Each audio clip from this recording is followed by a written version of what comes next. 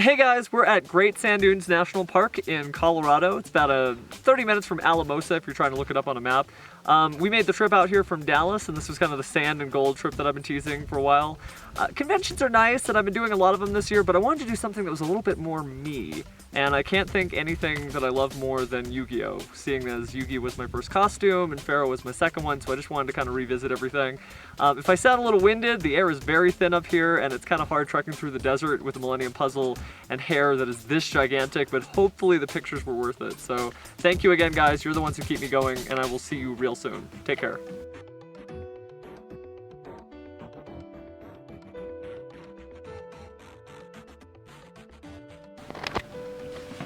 Hey guys, Pheromone here. This summer I went to Great Sand Dunes National Park to kind of live a dream of mine.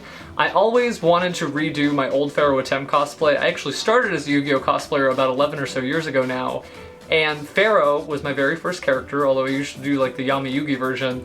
My second costume ever was Pharaoh Attempt, and that's actually where I get my Pheromone name from, because you know, Pharaoh, Kings, card games and whatnot, you can tell I actually haven't changed much.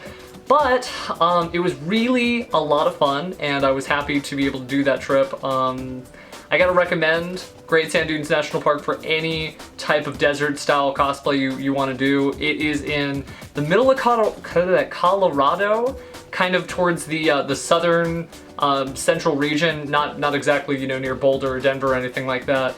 I drove out during the weekend of Anime Expo. It was kind of last second. We actually came up with the idea probably about 2 or 3 weeks before the con, and I threw together the wig. What we're going to talk about today is some of the making of the costume, some of the, I guess, philosophy of the costume. I really learned a lot in the 3-week period that I threw this thing together. And then, you know, obviously just show pictures and behind the scenes and stuff like that. I wanted to start with, I guess, my inspiration for doing the costume. It actually started with Yuya from Yu-Gi-Oh! Arc 5. You might have seen me with the ridiculous tomato stalk, and the reason why it has such a nice stalky look to it on that wig is because it's actually craft foam, and on the craft foam I basically glued hair down in the various arches so that it basically has that perfect little tomato stalky look. And so once I finished that, it was the first wig that I'd done in a while that had one of those kind of crazy anime vibes. I thought,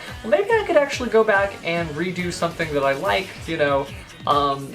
I got a really, I guess, a good cosplay buzz off of doing the things that I really wanted to do, and I recommend, you know, instead of doing like these crazy group shoots or getting sucked into, you know, presentational costumes you don't particularly want to do, you can actually have a lot more fun if you pick out something that you want to do. So Yuya, for me, that was something that was just screaming that I wanted to do it. And afterwards, like I said, I wanted to go back and really do something that I guess spoke to my inner cosplay spirit as an artist. And so the idea came up. I still had this thing lying around. This is my original Millennium Puzzle from my old Yu-Gi-Oh! Costume, and it's not an amazing prop. I mean, it is an amazing prop, but it's actually the trophy that you get for winning 16 seasons of the Upper Deck Tournament series, if I remember. Not 16 seasons, 16 weeks in a season. And so yeah, this is a relic of, I guess, this wall is another testament too. I just love card games, and that's why you see me cosplay things like Card Fight Vanguard and Pokemon and stuff like that. But my very first costume was Yu-Gi-Oh! And I don't usually pull this sucker out, but this is my original Yu-Gi wig, so it's not going to look amazing. It was amazing for 10 years back, I suppose. This thing is a teased out David Bowie monster, and so it used to actually stand up pretty straight like this, but you can see it's basically just hair and glue, and it looks like a mess now, but it really got the job done back then when I was wearing that ridiculously heavy Millennium Puzzle. The front of it, and I never have told anybody this, but this is actually, it's a feather duster glued up the front. And so, you know, cosplay hasn't really changed much. We're still gluing hair to things that doesn't need to have hair glued to it. But I just felt so genius back then.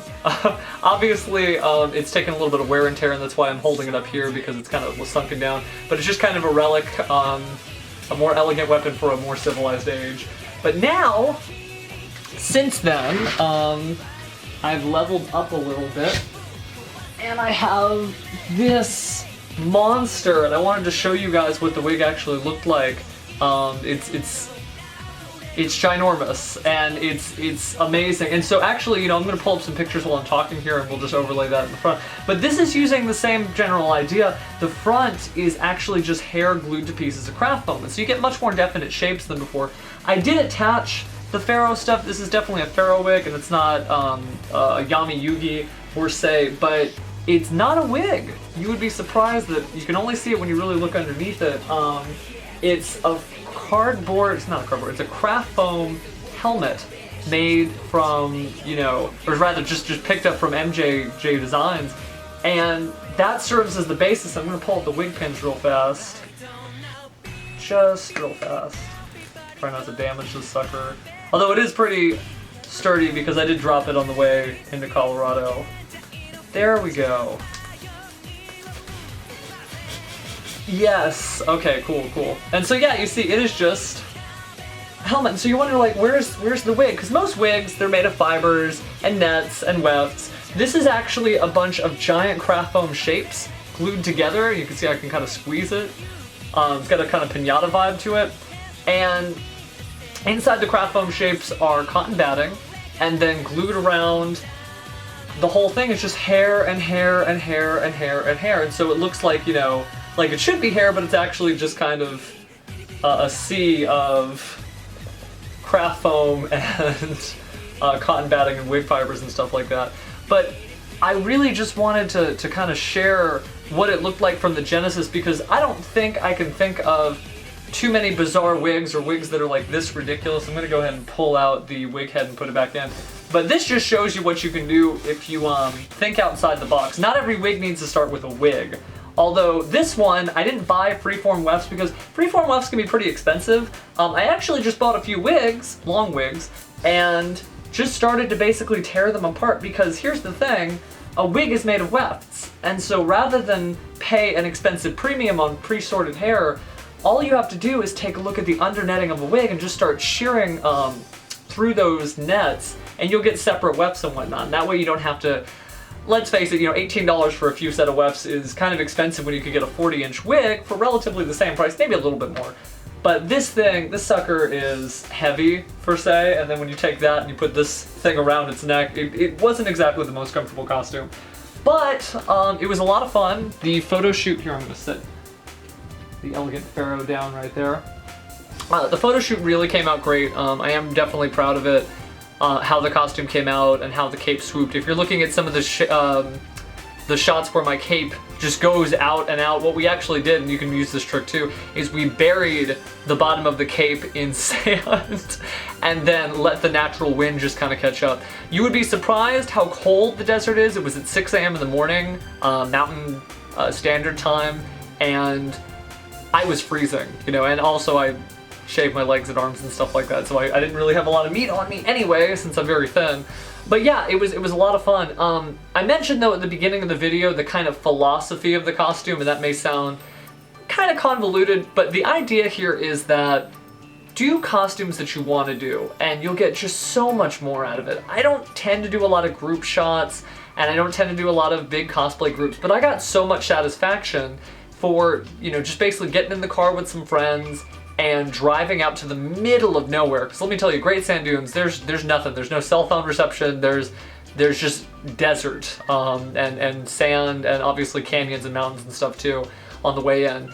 But surprisingly, think about how much that cost. Your hotel room rate is usually about the same, but you get so much more scenery. And the thing is, like, when you go to these hotels and conventions, true, it's a wonderful marriage of convenience. You have talented photographers and talented costumers in the same place.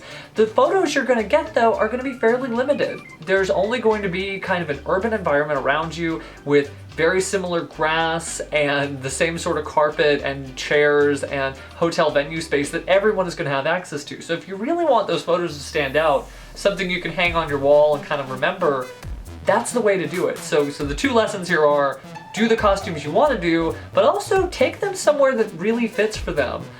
You might have seen things like Legend of Zelda cosplayers go out to canyons, forests, etc. That looks amazing. Anytime you see an Attack on Titan cosplayer on a horse in the middle of the woods, fantastic. Anybody who scuba dives, urban settings for Borderlands, the list just goes on and on and on.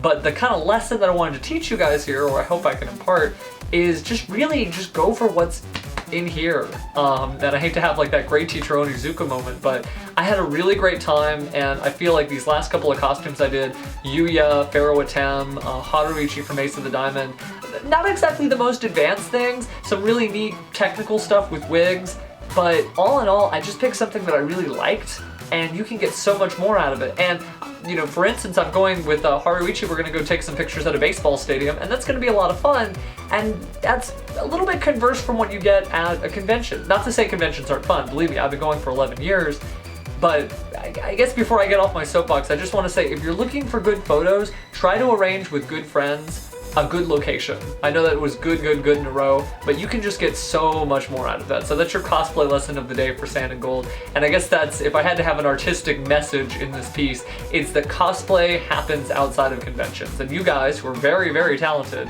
can do some amazing shots. So that's pretty much it. I'm just gonna let these kind of photos roll in the background, and I want to do more vlogs in the future. I actually have a lot more free time now to do stuff in the evening and start filming again, and I'll be live streaming. If you ever want to ask me a question, you can just feel free to leave it below in the comments and whatnot. And I guess that's pretty much it, except I did say I was going to announce something kind of cool. I'm kind of sort of bringing Hero TV back for those of you who have been following me, except we're going to put it under a new title, which is going to be Duel Academy, and that gives us a wider range than just doing hero cards and stuff like that.